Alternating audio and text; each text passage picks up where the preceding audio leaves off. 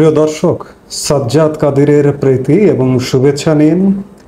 এই মুহূর্তে আপনাদের সামনে কথা বলতে এসেছি পাক ভারত যুদ্ধ নিশ্চিত, টার্গেটে বাংলাদেশও। এই প্রসঙ্গটা নিয়ে আপনাদের সামনে এই মুহূর্তে কথা বলবো। আমি গতকালকে এক ভিডিওতে বলেছিলাম যে গতকাল বুধবার পাকিস্তানের যে হম্বিতম্বি ছিল ভারতের আগের রাতে জঙ্গি আস্তানা গুড়িয়ে দেবার পর, তাতে মনে হচ্ছিল যে বুধবার দিবাগত রাতে অর্থাৎ গতকাল রাতেই পাকিস্তান ভারতের বিভিন্ন স্থানে হামলা করবে। আমি আজকে দিনের আরেকটি ভিডিওতে আবার বলেছি যে না, হামলা করতে দেখা যায়নি, কিন্তু সর্বভারতীয় গণমাধ্যম, বিভিন্ন গণমাধ্যম বলছে যে পাকিস্তান গত রাত থেকে বৃহস্পতিবার ভোর পর্যন্ত সেই চেষ্টাটি করেছিল। দুষ্ট পাকিস্তান, নষ্ট পাকিস্তান, তারা কি পিছু হটে?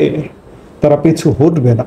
খবর বলছে যে অপারেশন সিঁদুরের পরেই ভারতের একাধিক সেনা ছাউনিতে হামলার পরিকল্পনা করেছিল পাকিস্তান, কিন্তু ভারতীয় সেনাবাহিনীর তৎপরতায় তা বানচাল করে দেওয়া গেছে। উল্টো পাকিস্তানেরই কয়েকটি জায়গায় এয়ার ডিফেন্স রাডার সিস্টেম ধ্বংস করে দিয়েছে ভারত। বৃহস্পতিবার বিবৃতি জারি করে একথা জানিয়েছে প্রতিরক্ষা মন্ত্রক। সরকারি সূত্র জানিয়েছে বুধবার রাতে এবং বৃহস্পতিবার সকালে ভারতের কয়েকটি জায়গায় সেনা ছাউনিতে ড্রোন এবং মিসাইল হামলার ছক কষেছিল পাকিস্তান। তার মধ্যে রয়েছে শ্রীনগর, পাঠানকোট, অমৃতসর, লুধিয়ানা এবং চণ্ডীগড়। কিন্তু পাক সেনার এই পরিকল্পনা ব্যর্থ হয়েছে। বৃহস্পতিবার সকালে ভারতীয় সেনাও তার জবাব দিয়েছে।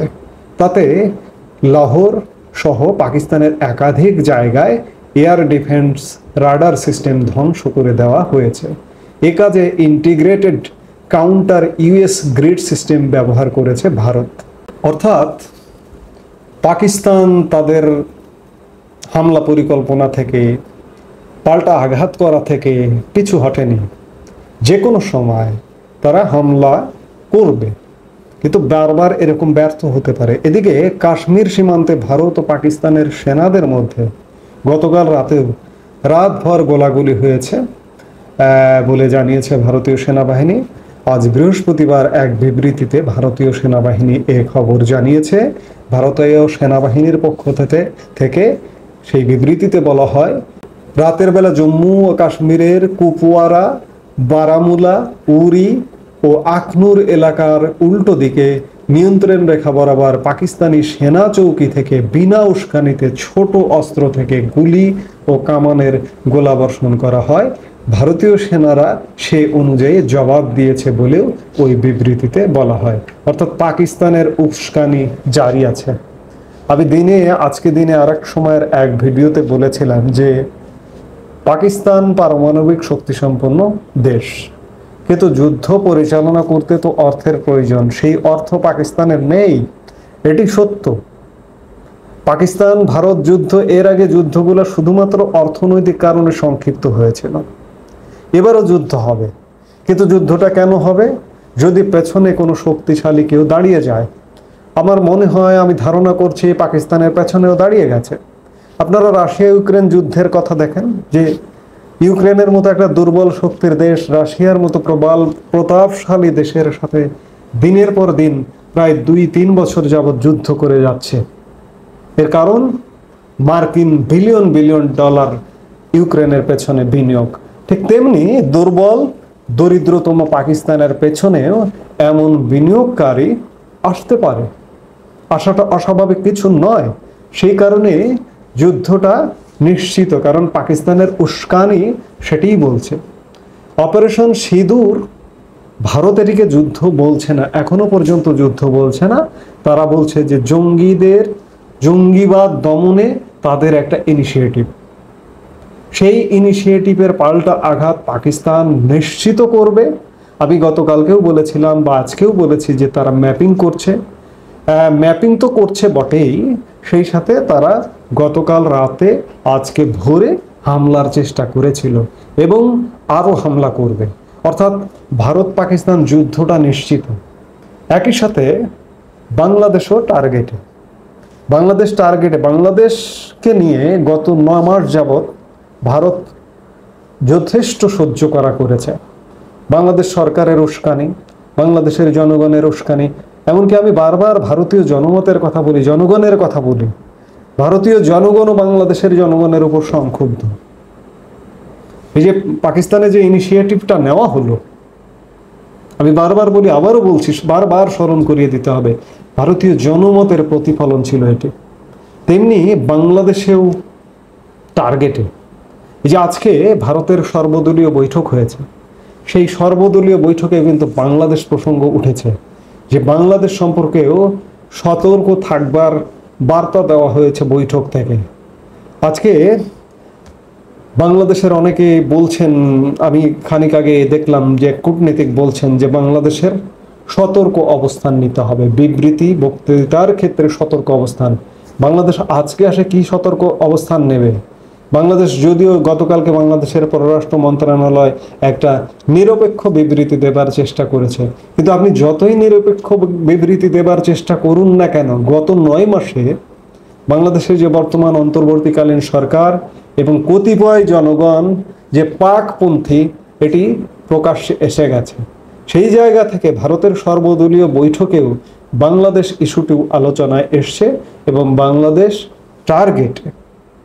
দেখুন, আমার মাঝে মাঝে কখনো কখনো মনে হয় যে আমরা 1971 সালের মহান মুক্তিযুদ্ধের মাধ্যমে অর্জিত যে বাংলাদেশটি, সেই বাংলাদেশে এখন আমরা বসবাস করি না।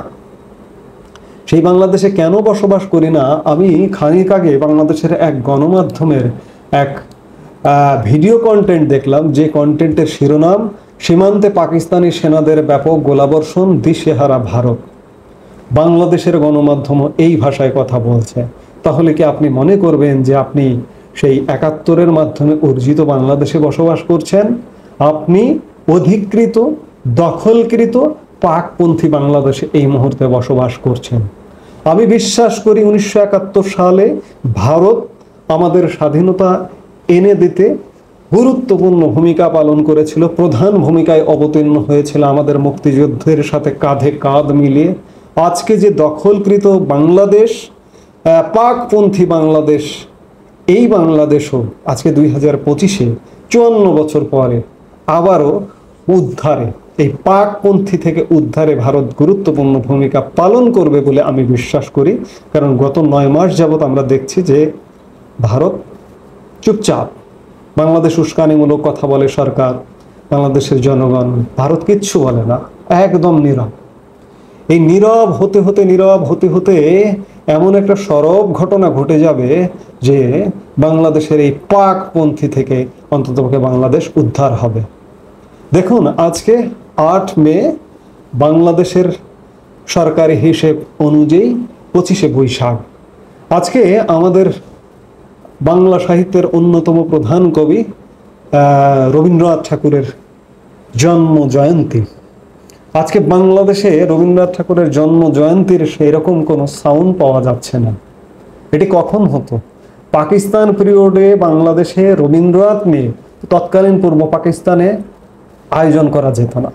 আজকে বাংলাদেশও কিন্তু তেমনটাই হয়েছে। আমি গণমাধ্যমের উদাহরণ দিলাম, রবীন্দ্র জয়ন্তীর উদাহরণ দিলাম, হয়তো নীরবে নিভৃতে আলাপ আয়োজন চলছে, কিন্তু প্রকাশ্যে অন্যান্য বছর যেমনটা হয় তেমনটা আমরা দেখছি না। কেন? রবীন্দ্রনাথ হিন্দু কবি, এখানে হিন্দুত্ব খ্রিস্টানত্বের স্থান নেই। মুসলমান নাম দিয়ে যারা মুসলমান, খাঁটি মুসলমান, তারা এই ধরনের কর্মকাণ্ড করতে পারে না। এগুলো উগ্রপন্থীদের কর্মকাণ্ড। আজকে বাংলাদেশ উগ্রপন্থীদের দখলে।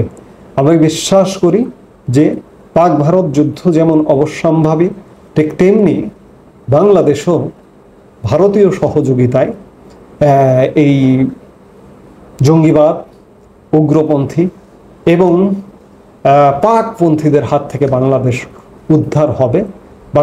আমি শিরোনামটা এভাবেই শুরু করেছি যে পাক ভারত যুদ্ধ নিশ্চিত, বাংলাদেশও টার্গেটে। সত্যি বাংলাদেশ টার্গেটে, কারণ সর্বদল বৈঠকে পর্যন্ত বাংলাদেশের নাম উঠছে ভারতের। তাহলে বাংলাদেশ যতই নিরপেক্ষ নিউট্রাল ভূমিকায় অবতীর্ণ হন না কেন, কূটনীতিকরা বলুন না কেন যে বাংলাদেশের কৌশলী ভূমিকায় অবতীর্ণ হতে হবে, আর কি কৌশল? গত 9 মাস কি বাংলাদেশকে দেখছে না ভারত? দেখতে দেখতে ঠেকছে না ভারতের সাথে? ইতিমধ্যেই অনেক ধরনের সম্পর্ক বন্ধ হয়ে গেছে। সামনের দিনগুলোতে ভারত, আমি বারবার বলি, আগেও বলেছি যে ভারত হয়তো আমাদের এখানে সরাসরি হামলা করবে না, কিন্তু ভাতে মারবে, পানিতে মারবে। আমাদের সেই পরিস্থিতি হয়তো দেখতে হবে। আমরা সেই পরিস্থিতি দেখতে চাই না, কিন্তু দুর্ভাগ্যবশত আমাদের সেই পরিস্থিতিও দেখতে হতে পারে শীঘ্রই। এই মুহূর্তে এ পর্যন্তই। সবাই ভালো থাকুন, সুস্থ থাকুন। আমাদের ভিডিওগুলো নিয়মিত পেতে সাবস্ক্রাইব করুন Sajjad Kadir and the legends YouTube channel এবং লাইক, কমেন্ট, শেয়ার করে সাথে থাকুন।